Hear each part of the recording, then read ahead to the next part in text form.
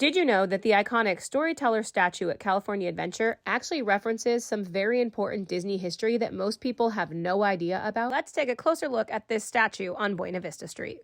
But specifically, take a close look at the trunk that Mickey Mouse is standing on top of, because this trunk is actually hiding references to a bunch of really interesting Disney history. So first, let's take a look at the luggage tag that holds 3 important details related to Walt Disney. First, Walt Disney was a huge fan of trains and railroads, and he actually took the Atchison, Topeka, and Santa Fe Railway from Kansas City, Missouri to Los Angeles, California, 2 things that are listed on this luggage tag. But the third important thing on the luggage tag is actually the luggage tag number. The luggage tag number reads 12501, which is actually Walt Disney's birthday, December 5th, 1901. But the most important piece of Disney history to me that's hiding on the front of this trunk is on the bottom right-hand corner, where you're going to see a patch that says Laugh-O-Grams. Laugh-O-Grams is actually the name of Walt Disney's original animation studio that failed. This studio was only open from 1921 to 1923 and was actually in Kansas City, Missouri. When Laugh-O-Grams failed in 1923 is when Walt Disney and his brother Roy decided to move to Los Angeles from Kansas City and create the Disney Brothers Cartoon Studio. The Disney Brothers Cartoon Studio was eventually renamed as the Walt Disney Company, which we know and love today, but it all started in 1921 with Laugh-O-Grams in Kansas City, Missouri. And the Laugh-O-Grams patch on the front of the trunk is actually not the only reference to Laugh-O-Grams Studios on this statue.